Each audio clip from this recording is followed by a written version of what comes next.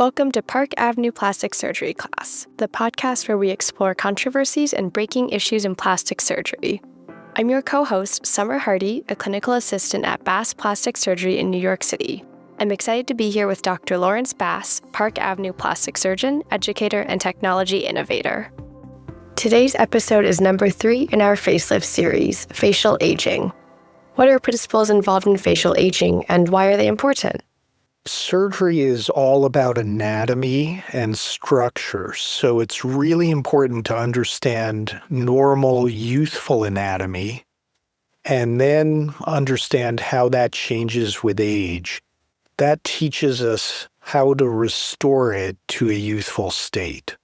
The basic structure of the face in youth, we have skin, connective tissue, subcutaneous fat, a fibroseptal network, and then there are thicker areas within this. So we start with the skin at the surface. Underneath the skin is a layer of fat. Even in thin people, there's a little bit of fat there and some thicker fat pads that make some of the shapes in the face. Underneath the fat is connective tissue that sits over the muscle. That's the SMAS layer, or subcutaneous musculoaponeurotic system. It's a connective tissue layer over the muscle. What runs through the fat in between the skin and the connective tissue are little fibers, connective tissue fibers made of collagen that hold the skin down against the underneath. That's why our skin doesn't pool around our ankles and around our waist and around our jaw, because it's held in place, particularly in youth. And there are certain areas where those connective tissue fibers are thicker or coalesce, and that creates a strong fixed attachment point, what we call a ligament, even though it's technically not a ligament like the orthopedic surgeons mean. And those ligaments compartmentalize the fat layer into those discrete fat pads. Okay, and what happens to skin with aging? Well, as we age, our skin undergoes intrinsic changes due to the natural aging process, and also extrinsic changes due to environmental exposures and influences like sun, smoking, hydration, and your diet.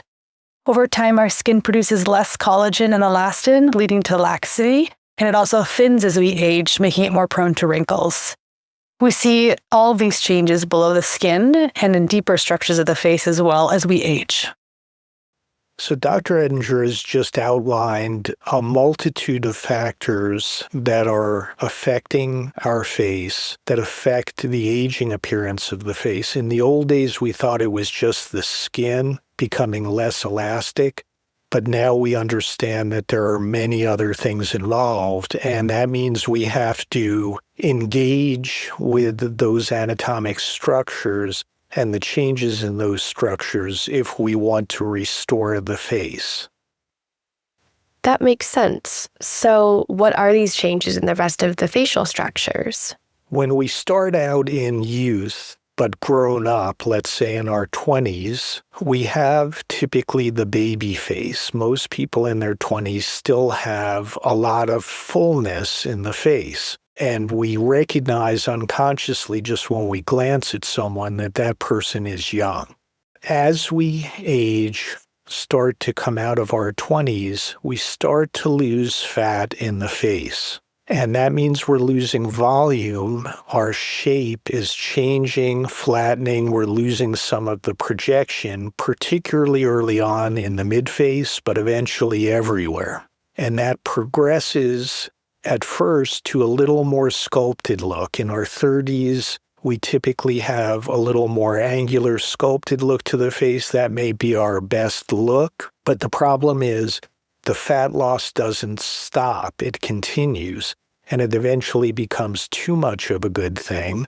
We not only lose the chubbiness of the baby face, but we start to actually sink in and hollow.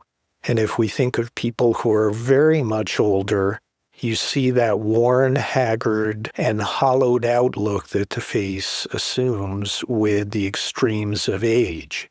So it starts as fat loss, but when we get into our later 50s and certainly in our 60s, we're also losing muscle volume and we're losing bone mass. So the shape of our facial bones that provide the underneath scaffolding for the face are starting to thin, recede, and flatten. And that gives us a loss of projection in the face and a change in the shape of the face to more of an aging change.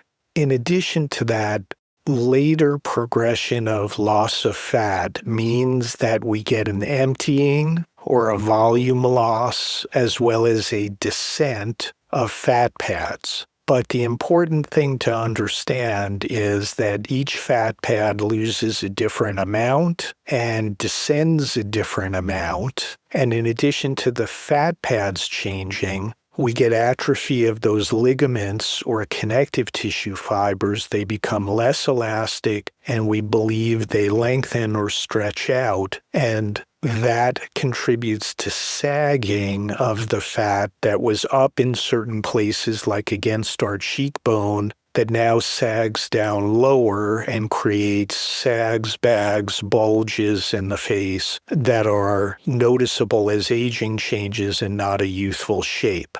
So all of that changing in the fat pads means what was confluent and smooth in youth now shows as individually identifiable shapes, sags and bags, and that's amplified by the loss of skin elasticity and thickness. Because young, springy, elastic, full skin holds everything into a smooth, confluent shape. So even shapes on the face that look like single shapes, like our cheek, are actually made up of multiple fat pads, as well as multiple layers of fat pads. And all of that, as it starts to lose elasticity, sag as skin thins, will show itself.